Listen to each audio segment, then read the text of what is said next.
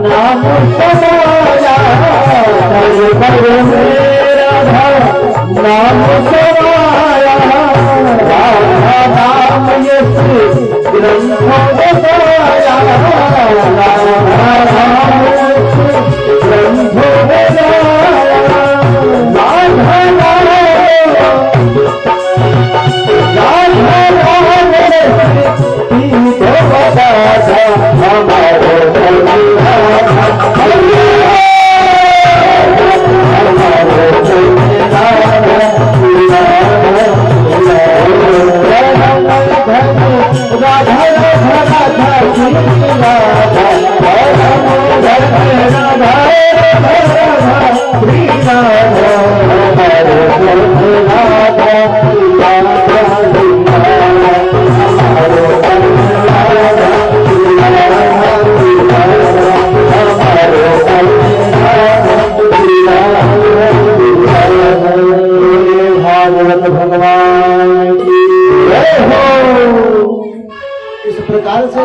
सनकादिक ऋषियों ने कहा कि महाराज ऐसा कौन सा धन लुट गया आपका जिससे आप इतने चिंतातुर हैं।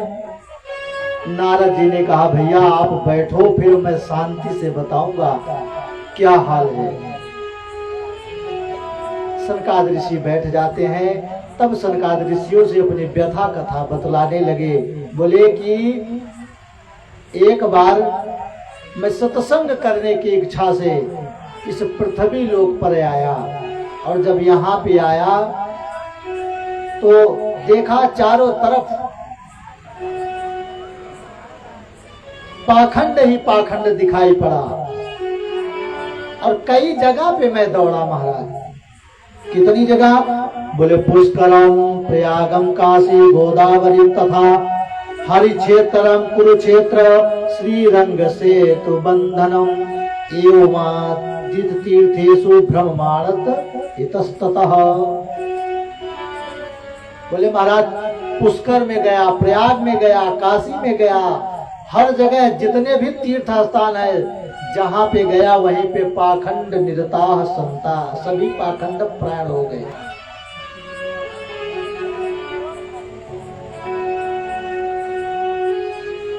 भागवत का क्या अर्थ है इससे मतलब नहीं है। भागवत से कितना अर्थ मिलेगा इस पे सबकी दृष्टि है।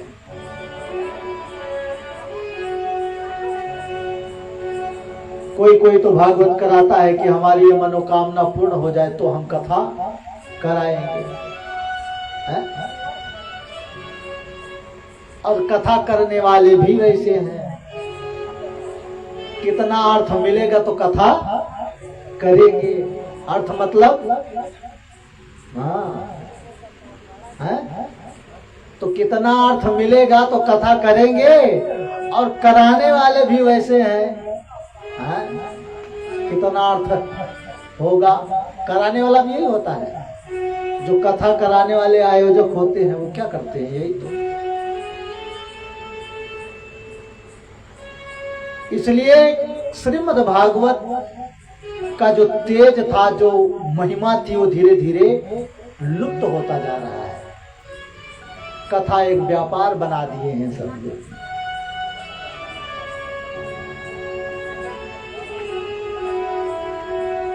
नारद जी ने कहा महाराज एक बार तो मैं घूमता घूमता गया तो एक जगह पे सत्संग करने की इच्छा हुई तो बोले महात्माओं के यहाँ चले। तीर्थों में तो घूम के देख लिया, कोई मतलब नहीं, चलो महात्मा के यहाँ चले। तो रास्ते में गए तो एक जगह बहुत बड़ा बोर्ड लगा था और कुटिया बनी थी, लिखा था मौनी बाबा का आश्रम। नारद जी ने सोचा यहाँ तो जरूर कथा हो जाएगी, कुछ सत्संग हो जाएगा। नारद जी पहुंचे वहां पे और जैसे ही वहां पे पहुंचे तो देखते क्या है, नाम तो मौनी बाबा, लेकिन सबसे ज्यादा शोरगुल उन्हीं के यहाँ है। तो लिखा कुछ है, हो कुछ रहा है। बोले यहाँ भी कथा नहीं हो सकती। फिर गए थोड़ी दूर पे, फिर वहां पे लिखा था ब्रह्मचारी जी महाराज का आश्रम, बोले यहाँ जरूर हो जाएगा कुंभ में। हा? लेकिन जब वहां पे पहुंचे तो वहां पे नाम तो ब्रह्मचारी जी महाराज, लेकिन सबसे ज्यादा बच्चे उन्हीं घूम रहे थे वहां। नारद जी ने देखा, जाकर के प्रणाम किया, बोले महाराज ये सब किसके बच्चे हैं? बोले सब अपने हैं। बोले तो बोर्ड क्यों लगवाया ब्रह्मचारी का? बोले यहाँ भी कुछ नहीं हो सकता। फिर बोले अब थोड़ा आगे चलो। फिर आगे गए तो क्या लिखा था? त्यागी बाबा का आश्रम। बोले ये तो सब कुछ छोड़ चुके हैं, इनके यहाँ तो जरूर हो जाएगा। वहां पे पहुंचे और जैसे ही वहां पे पहुंचे तो वहां पे क्या देखते हैं? नाम तो त्यागी बाबा, लेकिन कोई ऐसी सुविधा नहीं महाराज बची थी जो उनके यहाँ नहीं थी। बोले जब इनको इतना सुख है तो ये कहाँ भगवान का भजन करेंगे? हैं? सुख में कोई भगवान का सुमिरन नहीं करता है? करता है। सुख में कितने सुमिरन करते? जरा हाथ उठाओ हम भी देखें। सुख में कितने लोग सुमिरन करते हैं भगवान का? जय हो।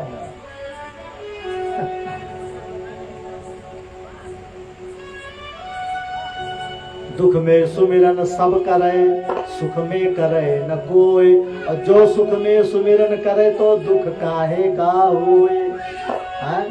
लेकिन सुख में नहीं होता। सुख के माथे सिल पड़े, हरि हृदय सो जाए। और बलिहारी व दुख की, जो पल पल नाम रटाए। इसलिए कुंती मैया ने भगवान से दुख ही मांगा कि प्रभु आप दुख में हमेशा आते हो, है ना। कुंती मैया ने विपत्ति ही मांगी भगवान से, दुख ही मांगा, क्योंकि दुख में ही भगवान सबको मिलते हैं, इसलिए दुख मांगा। नारद जी देखा कि यहाँ तो सब सुख संपन्न है, तो यहाँ भी कुछ नहीं हो सकता। वहां से भी घूम आए और घूम करके फिर कहाँ आए? बोले अब ये संत महात्माओं का डेरा देख लिया, यहाँ सब पाखंडी लोग बसे हैं। अब क्या है? बोले वहां चलो जहां से संत महात्मा आते हैं, जिनका उद्भव स्थान है। तो संत महात्मा कहाँ से निकलते हैं? गृहस्थ आश्रम से, है ना। गृहस्थ आश्रम से ही संत महात्मा निकलते हैं। तो बोले चलो गृहस्थ आश्रम में चले। तो गृहस्थ आश्रम में ऋषियों के पास गए, लेकिन जब वहां पे पहुंचे तो क्या देखते हैं? तरुणी प्रभुता गे श्याल को बुद्धिदायका, कन्या विक्रेणौ लोभाज, दंपति नाम चकल है। तरुणी प्रभुता गे है। देखो हम हाथ जोड़ लेते ही आ जाए। अगर कोई ऐसी वैसी बात मैं कहूंगा तो उसको यहाँ का मत समझ लिए, उसको समझेगा सब बाहर की बात है, यहाँ की नहीं है ना। यहाँ के तो सब लोग बहुत सुंदर हैं, बहुत अच्छे हैं, बड़े ही आज्ञाकारी हैं, और बहुएं जो है वो सास की सेवा खूब करती है ना।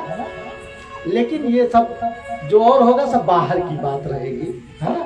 तरुणी प्रभुता गे। सूत जी महाराज शौनक आदि ऋषियों को बता रहे हैं कि जब नारद जी गृहस्थ आश्रम में पहुंचे तो वहां पे क्या देखते हैं? तरुणी प्रभुता गेहे, अर्थात माता पिता ने अपने पुत्र की शादी की तो बहू घर में आई। अच्छा, जब घर में आ गई बहू तो फिर बूढ़ा बूढ़ों को उनकी क्या आवश्यकता है? वृद्ध लोगों की। अच्छा, अगर बहू बुद्धिमान हो तो फिर क्या जरूरत है सास ससुर की, है ना। तो वृद्ध लोग हो गए ना, तो क्या करें? बोले इनकी खटिया बिछवा दो किसी भुसौले में, वहीं पे बैठ के खुल खुल कर रहे हैं, दिन भर रहेंगे तो कुछ ना अनाप शराब बोलते रहेंगे, है ना। तो तरुणी प्रभुता के बहू के आते ही घर की मालकिन हो जाती है और सास ससुर के काम खत्म। तरुणी प्रभुता गे और सियाल को बुद्धिदायका। पहले हमारे यहाँ क्या होता था, कोई भी कार्यक्रम अगर करना हो तो किसी बुजुर्ग की सलाह ली जाती। क्यों? क्योंकि उनको अपने जीवन का अनुभव है। लेकिन अब बहू बुद्धिमान है, पढ़ी लिखी है, तो बोले इनसे कुछ नहीं पूछना है, तो सब बूढ़े हो गए हैं, इनसे क्या पूछना। बोले हमारे भाई साहब को बुलाइए, वो BA में सब पास हैं, लिए दिए सब साफ हैं, उन्हीं को बुलाइए। तो सियाल को बुद्धिदायका, साले साहब सलाहकार है। भाई साले साहब बुद्धिमान हो तो सलाह लेने में क्या बुराई है? दीदी मेहरबान तो भैया पहलवान। अच्छा, बहू घर की मालकिन हो तो उसका रिश्ता ज्यादा मायके से ही रहता है। तो साले साहब को बुलाया जाता है। साले साहब सलाहकार, जो वो बतलाएंगे वही होगा। माता पिता से कोई मतलब नहीं, उनकी खटिया किसी तीर्थ स्थान या वृद्धाश्रम में फेंक देते हैं। आज के समय में कितनी माताएं ऐसी हैं जो वृद्धाश्रम में है। उन बेटों के लिए, उन पुत्रों के लिए बड़े शर्म की बात है। एक माता पिता 8 पुत्र हो, 8 संतानें हो तो उनको पाल लेते हैं, पर 8 पुत्र होकर के एक माता पिता का पालन और उनकी सेवा नहीं कर सकते हैं। ऐसे लोग, ऐसे पुत्र अगर ना ही रहे तो ही अच्छा है ना।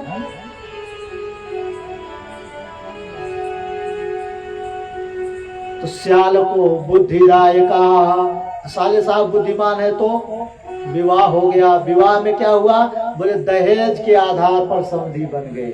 ऐसा लग रहा है जैसे कन्याओं का क्रय विक्रय हो रहा है। इतना लेंगे तो विवाह होगा, बुला लिए। संबंधी का मतलब क्या हुआ, दोनों पक्षों का भाव सम हो और उससे जो बंधन जुड़े उसको कहते हैं संबंधी। संबंधी और समधि में बड़ा अंतर है कि नहीं है? समधि, समधि धिक्कार है ऐसे समधि को, जो इतना ढेर कर लिए है ना। और संबंधी, समभाव से जो बंधन जुड़े उसको संबंधी कहते हैं। लेकिन दहेज के आधार पर समधि बन गए। और जब दहेज के, जब कन्या पक्ष ढेर सारा दहेज देगा तो उसकी बिटिया जब घर में आएगी तो वो आपके यहाँ काम नहीं करेगी, आप ही लोगों को काम करना पड़ेगा। तो दहेज के आधार पर जब समधि बने हैं तो क्या होता है, आए दिन दंपति नाम च कलकनम, पति पत्नी में ही रोज महाभारत हो रहा है। नारद जी ने देखा ऐसी स्थिति को, परेशान हो गए। बोले राम राम, यहाँ कौन सी कथा होगी है? और माता पिता भी वैसे हैं।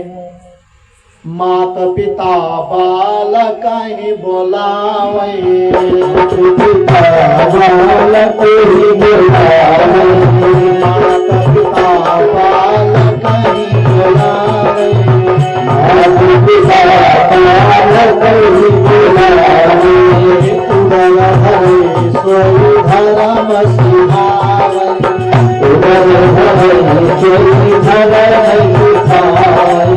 नारी विवश नर सकल गोसाई, नारी विवश नर सकल गोसाई, नारी विवश नर सकल गोसाई, नारी विवश नर सकल गोसाई, नाचही न कमल कटकी आई, नाचही न कमल कटकी आई,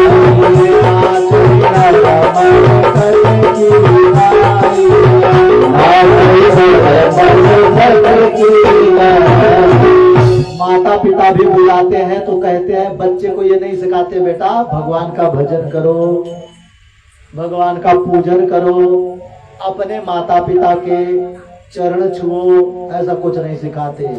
बस बुलाएंगे और कहेंगे बेटा अपने परिवार का भरण पोषण करना ही तुम्हारा परम कर्तव्य है, यही करिए।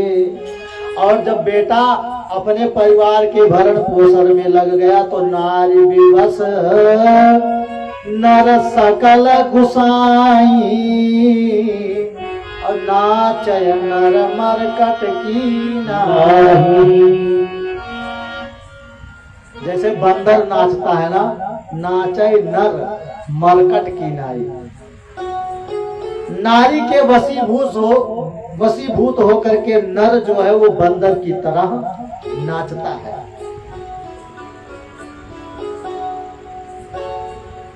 तो इस प्रकार से सत्यम नास्ति तपा शौचम दयादानम न विद्यते।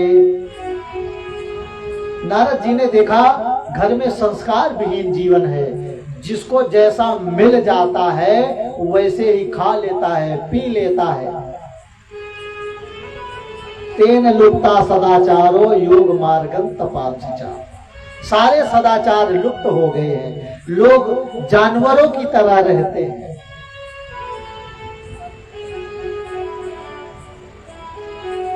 खाने पीने की कोई शुद्धता नहीं है, बफर सिस्टम लग जाता है, नया चल गया बफर सिस्टम, जूता पहन के खाओ।